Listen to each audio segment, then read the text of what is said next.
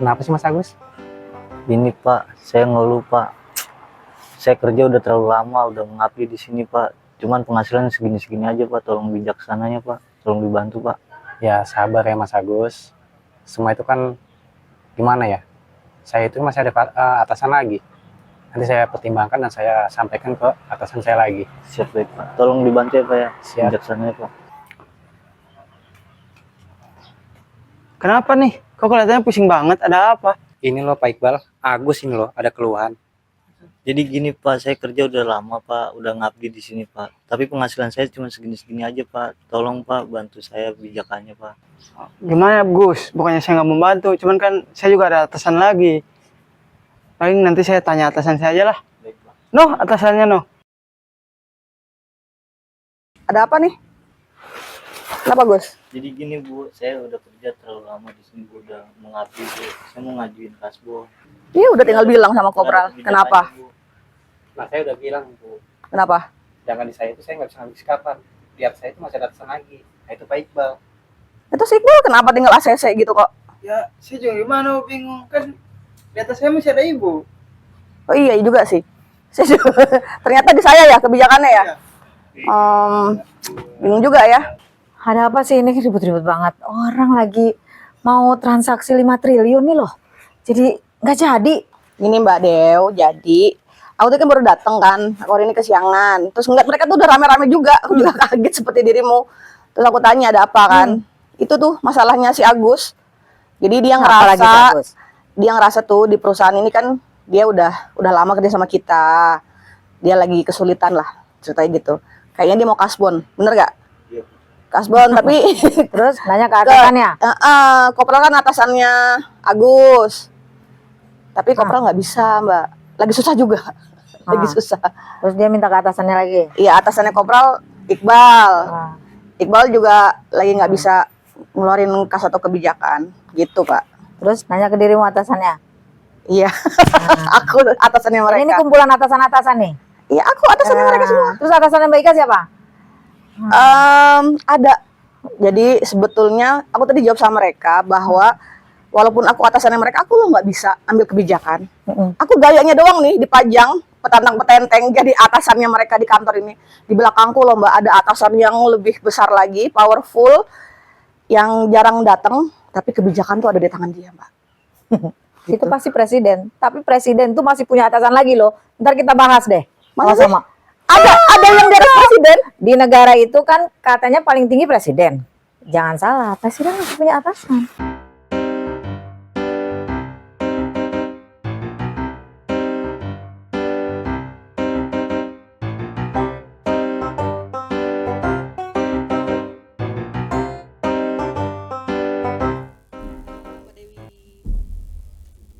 Mbak Ika, Ngopi Mbak. Apa tuh kopi rakyat. Kopi yang Kopi rakyat itu Hmm? bubuk asli, digerus di pasar, terus kita nyeduh pakai air mendidih, nggak usah pakai gula, pahit. Kopi rakyat tubruk. menghayati sekali menjadi rakyat karena sehari-harinya pahit. Kehidupan yang pahit. Tapi Enak, dari kepahitan itu Mbak Ika kita Apa tuh? jadi tahu yang manis-manis. Oh gitu ya. Kalau nggak ada pahit Jadi nggak kita tahu. nggak tahu manis. Nggak tahu manis. Kalau pahit terus Mbak, piye? Nah itu ya emang berat Nasib. ya. Nasib itu. Ya kalau kita pahit terus ya kita nanti harus bisa kreatif untuk membuat kemanisan-kemanisan hidup. Mbak Dewi, by the way, seneng nggak aku ajak ngobrol di sini? Ya boleh Mbak Ika, kita hari-hari juga udah ngobrol terus, nggak bosan apa? Kan ceritanya. Oh ceritanya. Jawab dong. Iya dah. Seneng Ayolah nggak? kita ngobrol. Nih udah kayak ada apa nih, lihat. Keren. Iya, aku emang. Modal juga nih Mbak Ika nih pakai segala beginian. Iya, ini aku kemarin ngambil kur. Jadi, Ambil kur. iya buat beli ini doang. Astaga. Jadi gini Mbak, seneng ya ngobrol di sini ya. Mudah-mudahan seneng. Di sini tuh Senang Mbak. atasannya tuh tahu nggak Mbak siapa? Iya. Kupikir-pikir di sini kayaknya bos besarnya atasan of the atasan kayaknya Mbak Ika di sini nih. Iya dong. Nah yang tadi tuh, yang ribut-ribut di depan Iya, apa tuh tadi tuh? itu karyawanku mbak. Kayaknya mau minta kasbon, dirimu pelit kali jadi atasan. Nggak Enggak sih, merhatiin rakyatnya. aku emang nggak pegang uang cash. Hmm. Tapi di ATM juga nggak ada. Lah, Jadi, emang nggak berarti ada ini uang. atasan sama rakyatnya dong, sama rakyatnya si anak buahnya. Kadang emang gitu, kadang atasan sama bawahan itu sama kondisinya, cuma beda gaya doang.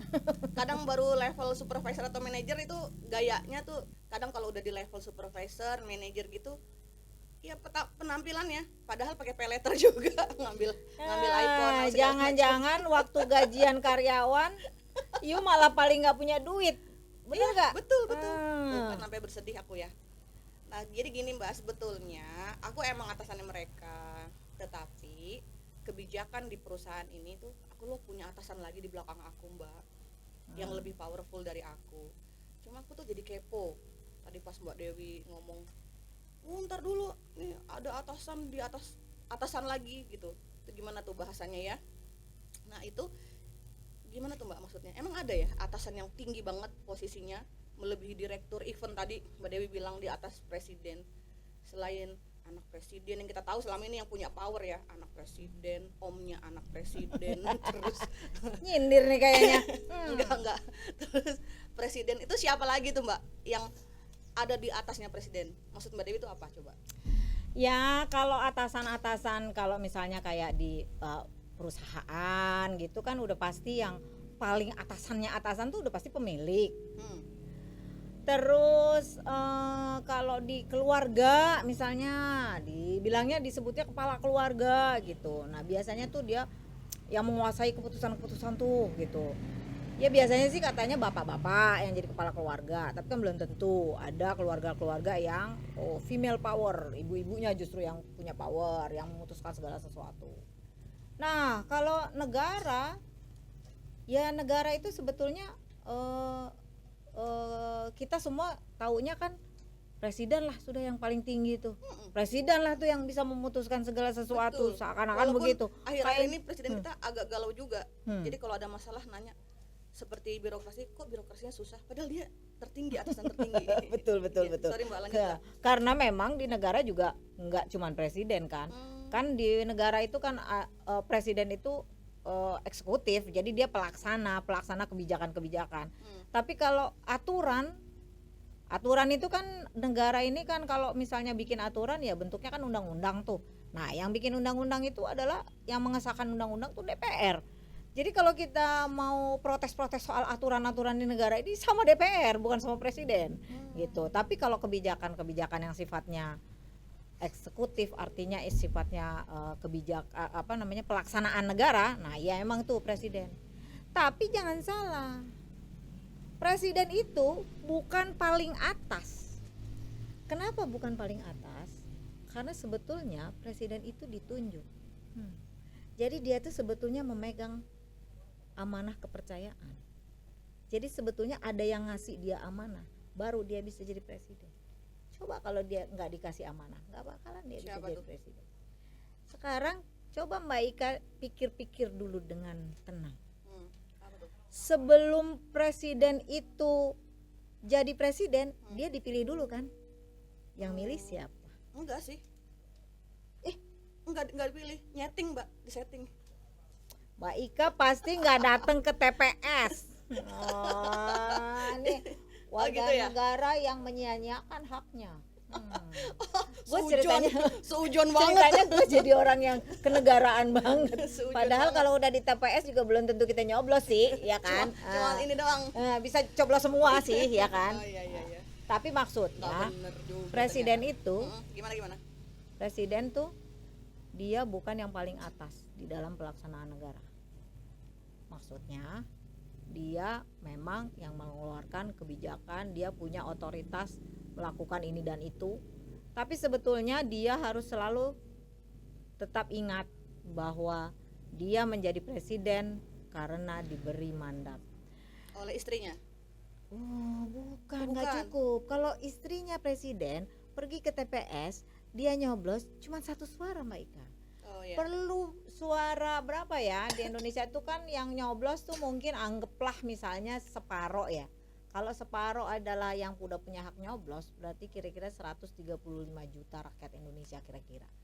Ya kurang lebih harus lebih dari 50% dari 135 juta rakyat Indonesia itu yang harus milih si presiden. Jadi itu adalah mandat dari rakyat. Kalau zaman dulu kan enggak, Mbak Ika. Zaman dulu, zaman di Orde Baru kita tidak milih langsung. Yang milih langsung itu setelah reformasi. Sebelumnya dipilih sama siapa? Sebelumnya dipilih sama MPR. Karena ada DPR dulu berjenjang lah gitu ya. Nih nanyanya jangan susah-susah. Ini harus nginget-inget zaman SMP belajar PMP coba. dulu kayak apa. Gimana? Jadi dulu tuh kan ada DPR dan ada MPR. Nah MPR itu yang tertinggi tuh. Nah MPR inilah yang bisa mengangkat dan memberhentikan presiden. Tapi Dulu itu tuh berarti MPR berfungsi itu, Mbak. ya Terus zamannya kita sekarang MPR gimana tuh, Mbak? nggak tahu ya. Sekarang tuh fungsinya MPR apa ya? Mungkin harus lihat-lihat lah di ini ya di. Aku nggak tahu sih sepak terjang MPR di zaman sekarang. Cuma aku kalau nggak salah sekilas-kilas baca, ketua MPR-nya lagi sibuk, Mbak. Ngejar gelar doktor. Ngejar gelar doktor tuh, Mbak. Kedengeran gak nih? Oke, Mbak. Terus, Mbak. Ya MPR tuh kalau sekarang tuh fungsinya mungkin bangsa-bangsanya ngelihat UUD 45 gitu. Kalau sampai ada perubahan tuh maka yang punya otoritas mengubah itu proses di MPR kayak gitulah kira-kira. Mesti nyontek dulu di di buku-buku ketatanegaraan.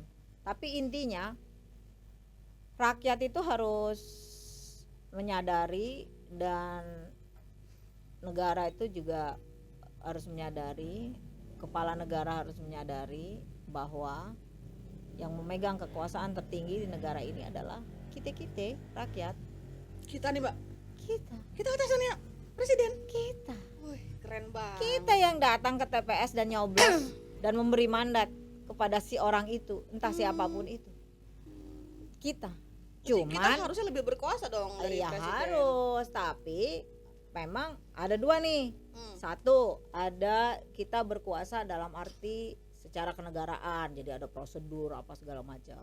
Tapi di sisi lain kan kita sebetulnya sebagai rakyat punya kekuatan juga.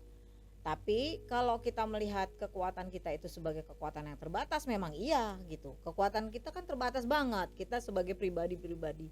Tapi jangan lupa, dalam jumlah yang besar dari rakyat, itulah kita bisa kasih mandat ke presiden. Kalau nggak ada mandat dari kita, dari 51% plus kita, presiden nggak jadi. Jadi rakyat mungkin, kita nih sebagai rakyat mungkin perlu agak sering merenung lah. Merenungnya tuh begini, kayaknya gue kalau sendiri kurang kuat. Kayaknya gue tuh lebih bagus kalau banyak membangun kebersamaan sama teman-teman, sama dimanapun kita berada lah, entah itu di rumah kita, di tempat kerja kita, dimanapun itu gitu. Karena dalam kebersamaan itulah kita Jadi kuat. Gitu kira-kira. Jadi rakyat itu atasannya presiden, Mbak Ika. Jangan salah. Gitu ya. Berarti harusnya kapan aja kita bisa panggil Pak Presiden, kita kapan aja bisa ketemu Pak Presiden atau gimana? Ya mestinya bisa, cuman kalau Pak Presiden dihebohin dengan bertemu dengan 135 juta rakyat gitu kan dapat juga ya kan. Soalnya aku sebagai atasannya anak-anak tadi, aku kapan aja bisa panggil mereka menghadap. Aku pengen tahu kerjanya mereka. Terus ya secara psikologis ya Mbak, ya galakan atasan kan. Tapi sorry to say nih, kalau di negara itu rakyat itu takut banget sama atasan. Sama bawahannya. Padahal rakyat itu kan atasan, mau ketemu susah, dipanggil nggak bisa, menghadap itu harus berlayer-layer ya kan. Terus terakhir itu harus menghadapi pas pampres, kayaknya tuh jaraknya tuh jauh banget. Gitu. Gimana tuh? Iya betul. Ya mungkin itu juga salah satu PR ya, buat ada mekanisme komunikasi yang lebih cair atau lebih bisa komunikatif lah antara pejabat, entah itu pejabat sama seperti pejabat di daerah juga gitu loh Mbak Ika.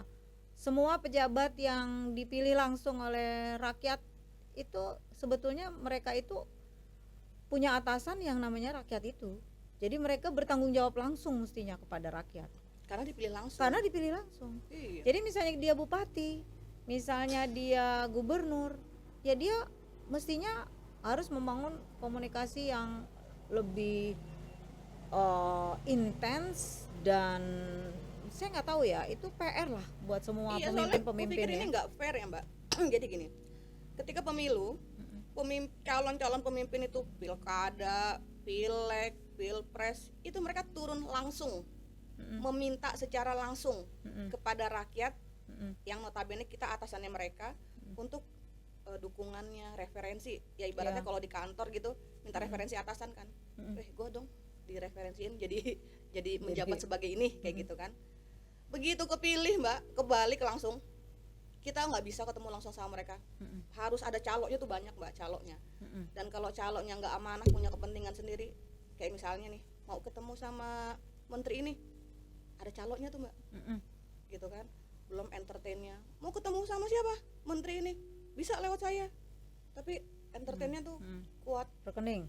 rekening apa segala macam, berlayer-layer tuh, ya kan, sampai ke asprinya, ke apa segala macam. Jadi kan nggak fair ya, waktu mereka butuh kita langsung tuh, tapi kita gantian mau butuh sama mereka, yang kita hadapi tuh Ya itu juga berhubungan dengan ini ya, itu juga berhubungan dengan mentalitas kita ya.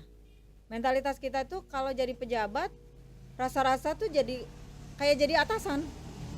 Jadi akhirnya kayak Mbak Ika tadi tuh, ya kan, bisa, yo maaf nih, bisa nyuruh kamu kerja ini kerja itu, dalam artian kata karena dia memang punya kekuasaan lah gitu ya, punya otoritas lah untuk itu gitu. Nah, pejabat itu dia punya otoritas seperti itu kepada timnya, tapi kalau kepada rakyat nggak bisa. Mestinya mentalitasnya adalah dia melayani rakyatnya.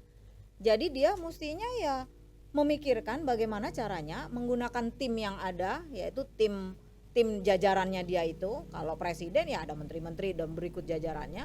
Kalau itu Pemda ya ada dinas-dinas berikut jajarannya. Kalau Pemdes, pemerintah desa misalnya kan dipilih langsung juga oleh rakyat desa.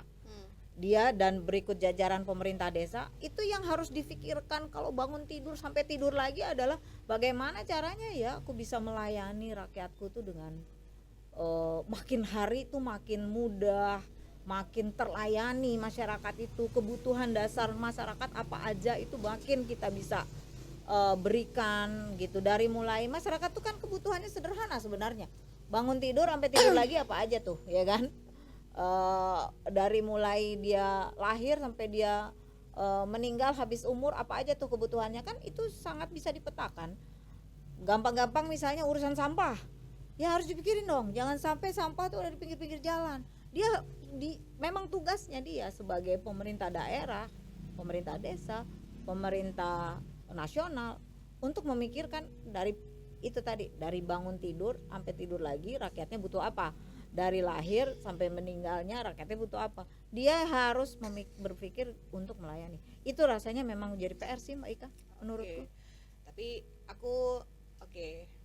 aku agak pesimis ya, karena jangankan menghadapi, mau berhadapan sama menteri, sama presiden, mimpi lah Mbak. Mau berhadapan sama petugas kelurahan aja gemeter. Kita tuh kayak yang butuh banget mau bikin KTP gitu kan.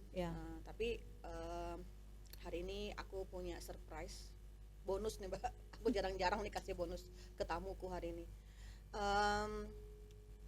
bahwa ada atasan di atas presiden. Kayak kosnya Mbak Dewi kan. Apa tuh? Keren ya, presiden. Berarti atasannya presiden. Nah, Ya. Mbak Dewi tahu Limbat? Tahu Deddy Corbuzier? Tahu, siapa yang nggak Yang tahu? udah nggak jadi pesulap sih dia. Jangan. Udah Ini nggak jadi pesulap. siapa tuh pesulap? Dia bukan pesulap, ilusionis. Enggak Mbak. Sekarang dia karyawannya Kementerian Pertahanan.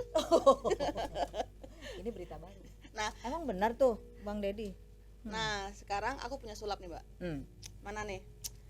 Kerja dong Gus, ini Gus. Ini sulap Bawa Gus itu bohongan. Gus, ini Gus. Nih, Apa sih jadi Mbak Ika?